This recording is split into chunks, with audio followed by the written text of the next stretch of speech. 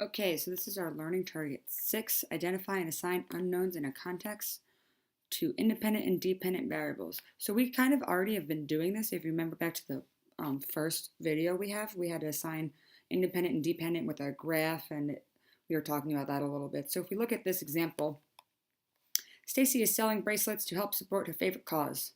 She buys a box of bracelets for $15. She sells the bracelets for $2 each. So we're trying to think of what thing does not depend on anything else. What does not depend on what she's doing?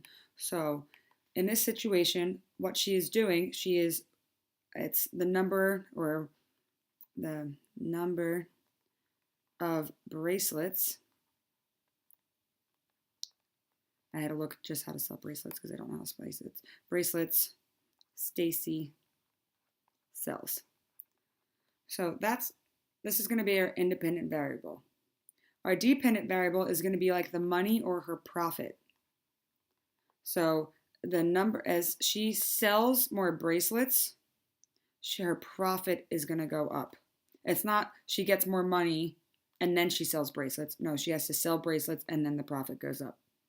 So the same thing, if she doesn't sell bracelets, as she's selling less, her profit's going down. So that's why this is my independent. What this is doing, it's affecting that. It's not the opposite. So my profit, that would be my money. Okay, a minivan is 220 miles from its destination, Flint. That's in Iowa, apparently. I had to find that out myself because I'm not from Iowa. It begins traveling towards Flint at 72 miles an hour. They are speeding. Just kidding, it's only 2 hours over, 2 miles an hour over. So now we need to find our independent and our dependent. So normally when you see something like miles per hour or something per something, that's normally our independent and our dependent variables. You just need to find out which one goes where. So let's think about this. If I'm going to have these two things, does it make sense that as I drive more miles, I drive more hours, or as I drive more hours, I drive more miles? So that's what we need to think about.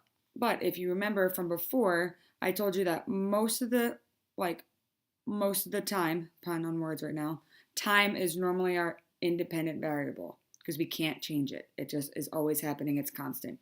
So here, I'm going to put time. But then I'm going to be a little more specific, and I'm going to put that this is in hours.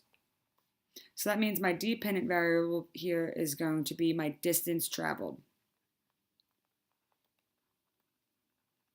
So this would be my miles. So as I drive a longer time, so if I drive more hours, I'm covering more miles. But if I'm driving slower, not a long time, I'm not driving as many miles. That's what this is saying. So remember, normally when you have a time or hours or minutes or seconds, that's normally going to be your independent because time does not change. And so normally when you see something per something, you just have to figure out where they go.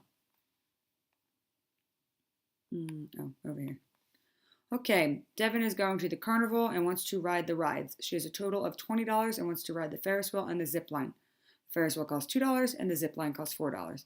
So if you notice here, these are variable 1 and variable 2. And the reason that we have this is because these things aren't really affecting each other. I'm starting off with this much money, and maybe I'm trying to figure out what rides can I ride? Like how many times can I do the Ferris wheel and how many times can I do the zip line? It's not really affecting each other. It doesn't matter how many times I ride the Ferris wheel to how many times I ride the zip line. They're not affecting each other.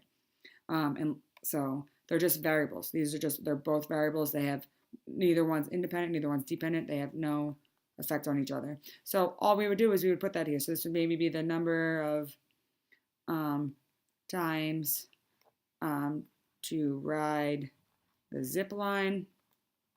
And this would maybe be the number of times to ride the Ferris wheel.